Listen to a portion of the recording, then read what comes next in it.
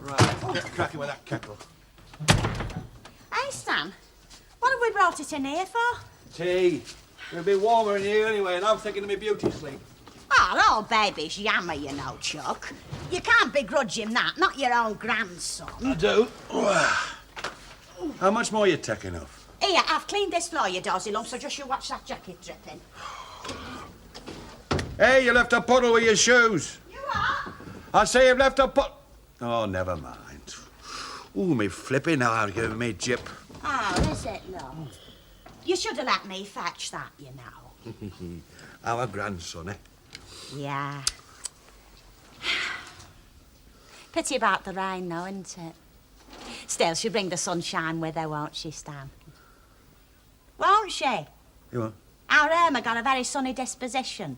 She were always very sunny as a child. I can't remember. Of course you can. She used to play tramlines on your forehead. Funny, isn't it? She were fascinated by you. Used to stick her little tummy out trying to look like her dad. What time are you due at the airport? What do you mean, you? Well, I'm stopping here, keep the house warm, keep my eye on things, you know. All right, Stan, I've never been there on my own. I might get lost or something. Look, if you was our Irma coming back from abroad, you wouldn't want to come back to an empty house, would you? No, I suppose not. But once we... No. Right, that's settled then. Hey, Stan. No. You don't think she'd be disappointed, do you? You know, I mean, after the nice place she's got out there. I've cleaned this up best I can. You made it look like a palace. Yeah. Besides, it's us she's coming for, isn't it? She's coming home. Yeah. Jack, I can't tell you the sheer delight of walking through one's own front door. Front door? It's the entrance to a public bar, which I never stop remarking. Ah, but that's the charm of it. You know, love, Joan and Gordon, they never entertain. They just sit there, the whole traffic of human life passes them by. But I thought it was all goings-on down there. Ah, my prompting, yes, but when I'm not there... I can see them now, love. Gordon half asleep in his armchair. Annie, before you go on... He hasn't half your drive, half your initiative, half your savoir-faire. Annie, before you go I know, on, I've love. got something to say. You could never take a compliment, love. That's one of your failings. That necklace of Mrs. Applewhite's. Oh, yes, love. I must return it to her first thing. That's just what you can't do, because you haven't got it to return. Haven't lost it? I've never sat eyes on it, that's the trouble. Look, love, come through to the living room, will you? Well, I think you'll do very well with your hairdressing shop. After all, Valerie Barlow managed and all she'd got was a front room. Yes, I'm banking on that. I'm hoping she's going to bring in some of her old custom. She's got a part-time job already and 2 kiddies hanging on her apron strings. Well, she doesn't see any objection to it. Her husband doesn't seem very keen. I need somebody to supervise 2 girls. I need 2 men in the next department. And I need a receptionist. Yes, I'm going to have to be moving along. Well, don't worry, I'll let you get on with it. I didn't know there'd be a welcoming party. What have you done with yourself? Don't you want to be recognised? Oh, this. Thought you was fixing drains, not gun running. Don't you like it? Well, I think it's worked for you all right, and in my opinion, the sooner the better. It went down very well in Huddersfield. Ah, well, you're back on this side now. We don't go in for funniosities. Oh, I don't know, Mrs. Sharples. I think we got our share round here. I'll talk to you properly in the Rovers, if you can spare the time. She's right, you know. It's going to be a push. I've done rush jobs before. You say I've got a drawing to work to. Yes, Ray Langton did it. I've He's also never- started on the I've ordering. not had a chance to see him yet. You say I thought he was crocked up. Well, his hands are working and his brain, which is more to the point. Do you want to go and see him? Does he know that I'm on this job? Yes. Did he know that before he took the job? I told him you were doing the conversion. Now, do you want to go and see him? It's a bit dodgy, mate. I'd rather go alone. Suit yourself. Oh, it's not to do with you. It's just that I haven't seen him since the accident. We didn't part the best of friends. Yes, I really ought to be installed by now.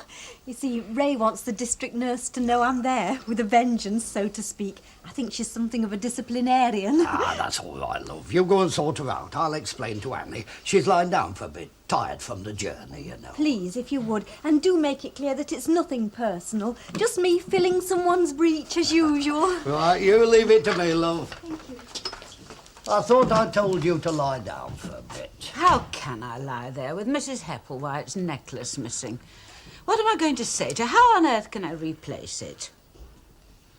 I've been going... You know, the whole thing, Jack, I've been turning it over in my mind. That night I came home, this shameful house, my husband roaring drunk. I know my estate. What were yours?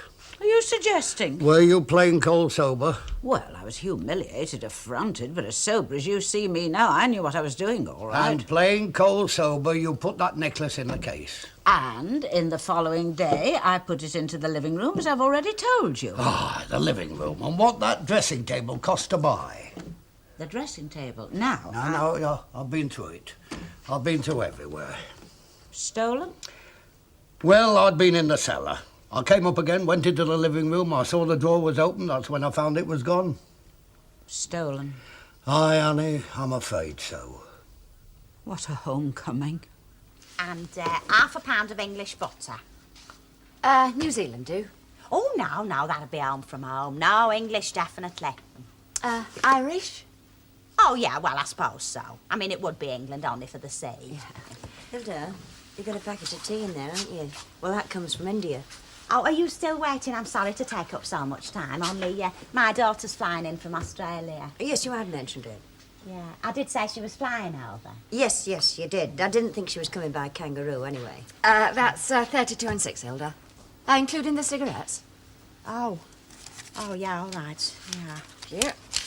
Hey, you know when you get a bus to the airport, I don't suppose you'd know the... About 8 bob each way. Oh, tar. Just a matter of interest, you know, just in case the taxis is booked up, like. Thank you. No doubt we'll be calling in. Oh, our Irma, paying us the honour of a visit. So's the gas man. I'd order back if I were you. Just a tin of corned beef, Maggie, seeing as I've got no daughter flying home to me. Oh, you'll see your Linda soon enough. She's bound to run into trouble again. Yeah, that's it with kids, isn't it? Don't phone us, we'll phone you. I'll see Len Fairclough's back again, doing his best to look like a Mexican bandit. And what's that supposed to mean? It means he's grown a moustache, the sort you see on students, demonstrated. Well, at least he'll be company for Mr. Howard. Oh, he can shift for himself, can that one. Or wouldn't you say so? Well, it's nothing to do with me. Well, you live next door. Yes, I know, but I'm not in the habit of putting my ear to the wall and listening.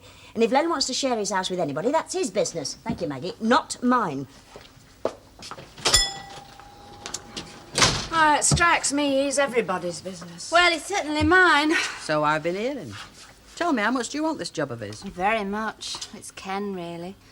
And I suppose he's got a point. I mean, I don't like palming off the kids. Well, even when I'm here, Well, when do they start with proper school? Well, they're 5 in April. Summer, I suppose. Maybe it's not Well, till I'd find out if September. I were you. It only means a telephone call to the school. Should I? Oh, don't need to bother about her. You're not the only one that can slice bacon, you know. Meaning? Just something to bear in mind. Well, go on. Yes, I will. So, there's just the question of damages now. Well, what about the solicitor bloke? Well, he's agreed to take us on. Oh, by the way, he wants to see you first. Sometime next week, I should imagine. Room for a little one? Yes, it's me. You're allowed one titter. Anyone being rude after that gets thumped. Aye, Zapata. I had to say that. Right, OK, well, that's about all there is, Ray, and don't worry, he's a good bloke. See you. Yeah. Kenneth! Oh, he's gone. It's about his trumpet. Oh, you get after him, Miss Nugent. Mr. Fairclough will attend to me, won't you, Mr. Fairclough? See to my humble needs. Yes, for the Christmas concert. I'll pop back later.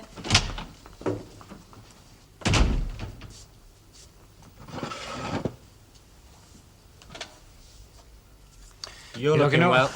So are you. Can't complain. How are things? Well, you couldn't be a bit more specific, could you? I mean, what are you dying to know? How many knots I can do in this thing? What's the state of your rival yard? I went round there, thought he might be there. So, you tell me. A strange fella kicked me out.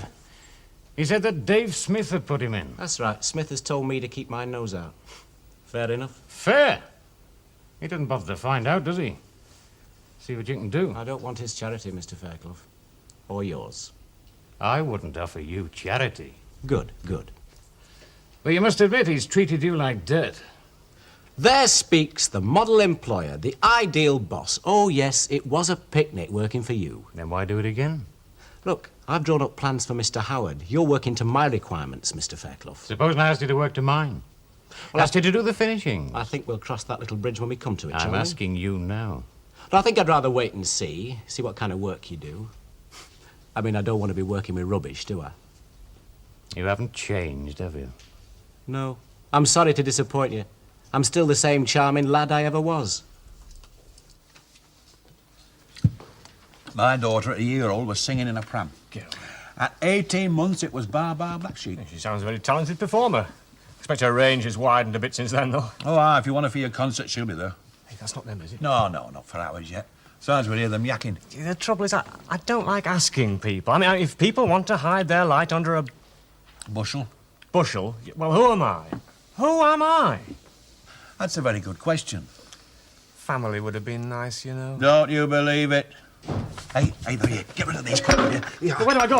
Out the back with them. Yeah. Revolver. Hurry up. Take that with you. We got it.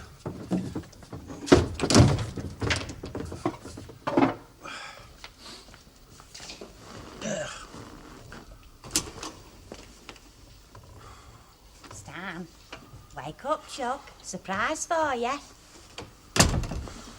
Stan, it's your daughter come from overseas. Irma. Oh, flipping heck, it's you. Hey, you, what's your language? She crept in through the back. Yeah, and it's a very good job I did, Dad, because you know what?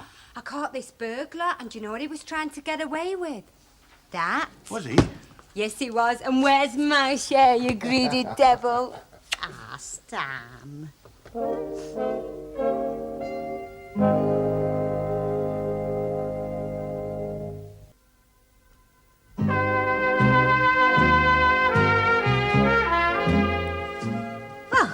It's nice to know you've taken to us. I mean, well, you must have taken to us, else you won't be stopping on. You take things very personally around here. Yeah, of course we do. I mean, that's what makes life so exciting. Anyway, I'm glad you've settled in. Have you? More or less. You're a cagey beggar. You haven't mentioned Elsie once. Any reason why I should? Well, I just might like to know your first impressions, seeing as how I'm a friend of hers. A friend? You can have friends of women. Not, of course, that hasn't been the other side. I don't know. I haven't seen very much of her. Well, now is your chance to make up for last time. Now I know what they're on about. Come and try it, Elsie. Ah, it's great to see you. Sit down, Darren, and I'll get you a drink. One last gin and tonic, please. I hear you're setting up shop. News gets around. Yeah, it's a national hobby, tom-toms. Yes, it's disturbing. We're not all the same, you know. No. One gin and tonic coming up. Look, Len, I'm sorry. I promised I'd phone the garage. Later. No, I want to do it now. I'll see you back there, all right? Bye. Aye. He's beginning to feel like the odd man out already. And so he should. Listen, I want to know about you. You've only just got back. You've been away for ages. Now, come on, tell me what's been happening. Well, look. Jack? Jack, love. Yes, sir. How do you feel? Jack, Miss Nugent. Oh, well, as I told you, young Audrey, she was taken badly, you know, after all the... I know what you said, love. But what strikes me is the moment of her departure. Why this morning? Why today? Well, she wasn't to know that you were coming home to trouble. Wasn't she, Jack? Are you sure? Hey, it's nonsense, thinking things like that. Why, she can't even bring herself to borrow, let alone steal. Keep your voice down. You know, I thought something like this would happen. Now, look, Annie, that backyard door was open. Anybody could have come in. I think the best thing for you to do is to go and report it. Oh, no, Jack. No, I've got to get the necklace back before Mrs. Hepplewhite finds out. You're on a ticket to a load of trouble. There is one name I haven't mentioned, though judging by the general debris, the state of grime. Well, if you mean Hilda Ogden, she's been in everyday cleaning. Precisely. Precisely what? Precisely, Jack. I suppose we'll have to take that cut back. Still, if the doctor said, I mean, you can't go against medical opinion, else on your own head be it. Her tea's getting cold. Not that there's out wrong with your grandson's health, but there could have been if he changed his climate sudden like. Still, the rain's cleared up. Mum? Yeah. Mum, Mum, I'm just going round to Val. Hey, your mum's poured you a cup of tea. Well, I'm sure you can force it down your dad. After all, you've got to get your strength up if you're coming out with me. Are we?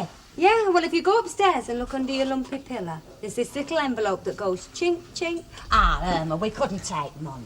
No, we couldn't. Definitely not. Listen, David's not a road sweeper, and anyway, we thought you was on the sick. Well, we are. At least your father is. Mum, honest to God, into your letter, you was giving him 6 months to live.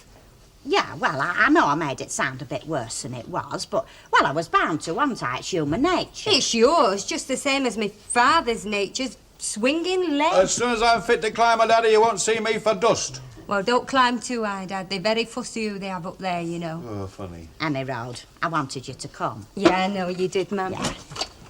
Oh, I'm sorry, I didn't realise you had company. Oh, this is our daughter, Irma. She's come from Australia. You overseas. liar. You said I come from under a gooseberry bush. Oh, you. How do you do? Oh. Do you think I could borrow your puncture outfit? I must have run over something. Bernard's accident prone. Is he? Well, he'll get on very well with him then, won't he? Ta-ra, see you. All right, love. She's a bit restless. It's what with coming from Australia, you know. It's all very active over there. Oh, she's... Yeah. Oh, for heaven's sake, I'm not going to leave them stranded on the school steps. What are you going to do? Shove your clients under the dryer and leave them there for a couple of hours? Look, I'll be finished at 5:30. And anyway, you'll be at home. To be the mummy? Thank you very much. Look, Val, be sensible. Oh, let go. You be sensible. You're all in favour of brainy women like Barbara Castle, but it's different when it comes down to me. Of course it's different. You're my wife. Well, she's somebody's wife, and I bet they don't go on all the time. Oh, no. Oh, no. You! Can I come in, or do you have to wait for an invite? Nice to see you. My wife's being nasty to me. Oh, shove these down his cake. Hello. Oh, I'm gorgeous. Your brother's gorgeous, and our house is gorgeous. And the baby? I had to leave him behind. Oh. And David. You know, David got that sick of me. He paid me fair. No, seriously, well, he's got a bit of promotion, and he's got loads of friends over there. And if he'd have come, it'd have cleaned us out. Yeah, it's just like my cautious brother. Oh, you're both cautious. There's nothing to choose between you. What do you think? The change is purely superficial underneath, but just the same. Yeah, I'm the old stick in the mud, and she's the radical. Emancipated woman. Ooh, you know, it does feel nice being back with people. Thank you. Aye, Evening. Evening, Jack. Evening, Betty. Hello, love. Hey, Stan. Were you ordering, Mrs. Ogden? Oh, yes, and have one yourself on me. Oh. Name your pleasure, Mr. Walker. You and all, Mrs. Walker, don't stint yourself. Oh, well, it'll be a pint, Betty, and thank you, Mrs. Ogden. Right, that's 2 pints then, Mrs. Turpin, and a cherry brandy.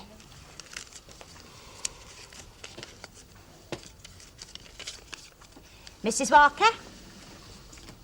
Looks like she's turned her nose up. Yeah? I wonder why. Mrs. Sharples? Yeah, I think. As long as she approves of a pagan concert.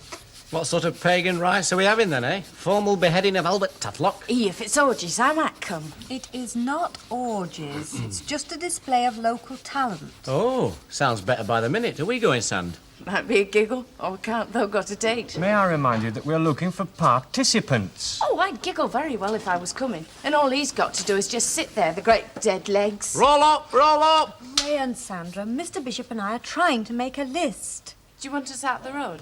Don't ask indelicate questions. There's nothing delicate about it. Oh, what a shame. Ready, Spud? Yeah, just shift him a bit, will you? There. See you later. It's a lovely night for making lists. I'm sorry. Oh, it's nothing I wasn't put out.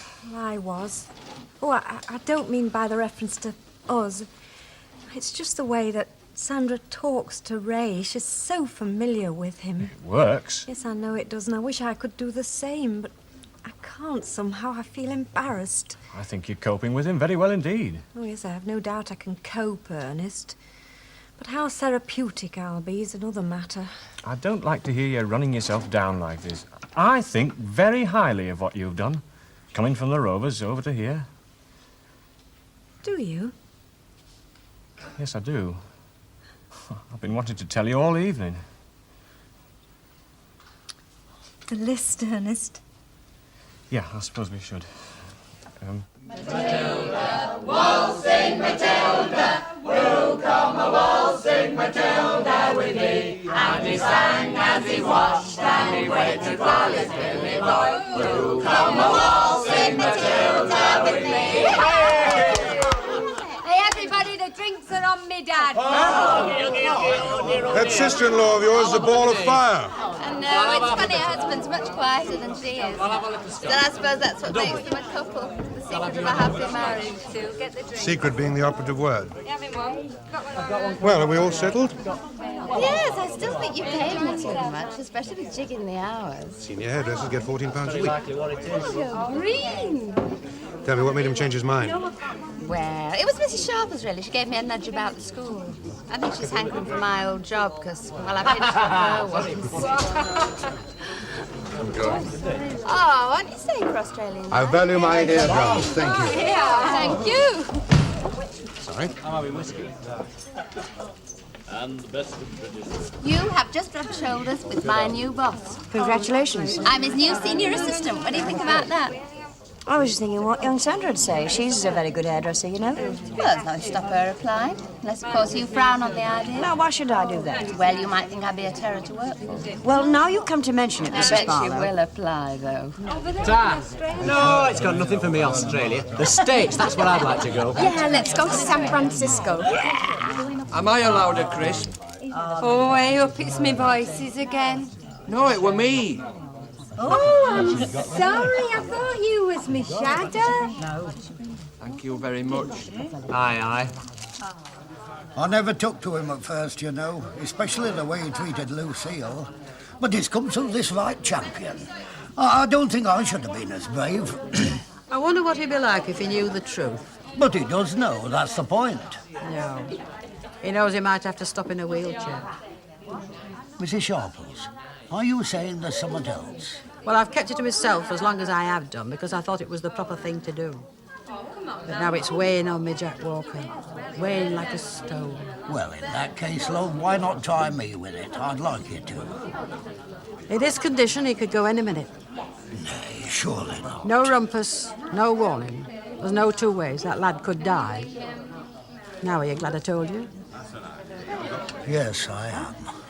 Right then, it's a deal. 1977, you and me in San Francisco, and I'll come and meet you off the boat. You're on. No, not the Flemings. Let's just keep it between ourselves for the time being, eh? Oh, that's right. Hello, honey.